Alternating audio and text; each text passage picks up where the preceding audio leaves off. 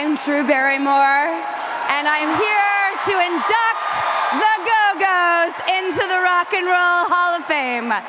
This is such an honor, and honestly, it was really easy to do because the Go-Go's have been in my personal Hall of Fame since I was 6 years old.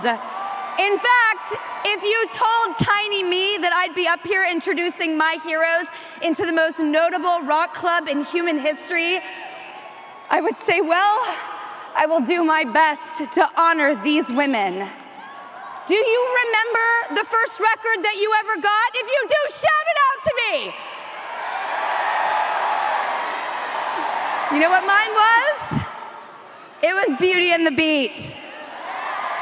It was my very first record. Beauty and the Beat blew the doors of my life off. It opened me up to a whole new dimension. I dropped the needle and I felt instantly connected to the punk pulse of this record.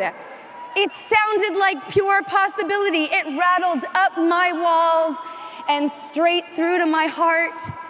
I spent hours staring at that cover and the backside, all of them in the bathtub. The coolest girls in the world taking a spa day in cool girl heaven. It was always a party for guys for so long, but these girls, they were crashing it. I sang along to This Town, and I felt invited to the party, and I loved that these girls were from my hometown. I was a West Hollywood kid, and the Go-Go's were born out of LA punk, and they played their first show at Mask, a club in the basement of the Pussycat. Oh yeah, if you were in LA in the 70s, you know what the Pussycat is.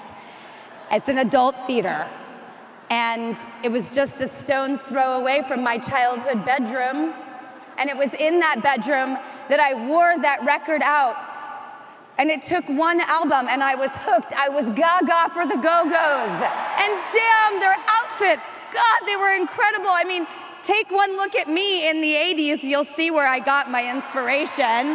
Yes, and imagine meeting Belinda Carlisle when you're kind of dressed like a little mini Belinda Carlisle. That was me in 1984. I was just 9 years old, looking at my hero. And just last night, I danced with my 9-year-old daughter, Olive, and her sister, Frankie, to We Got the Beat. And I felt like my whole life came full circle knowing that I was coming here. They changed my life. They made me believe in things I didn't think were possible. And tonight, we're gonna show them how they changed the world. 40 years of making music, countless world tours, selling out 8 shows at the Whiskey, playing the Bowl, the Garden, getting tanked, and playing SNL for 60 million, opening for the Stones, influencing so many kick-ass bands to come. And that's just a tiny sampler of this band's legacy. And it doesn't even touch what they muscled through in their wild chapters, and trust me, I know a thing or two about wild chapters.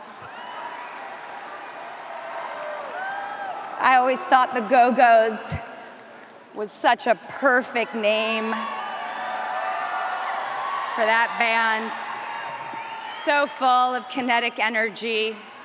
It fits their music and their spirit and mine too. And you know what?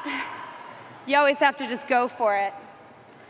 So I looked up the word go in the dictionary, and there are so many definitions. To move on a course,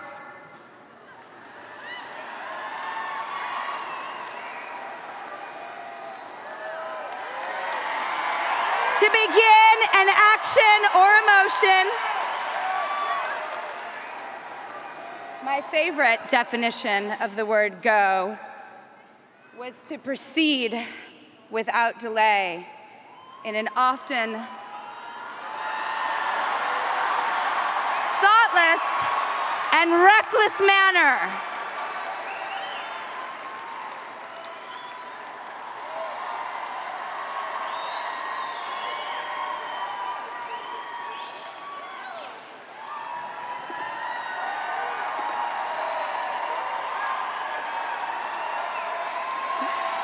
Now my childhood fantasy is fulfilled, but it isn't about me.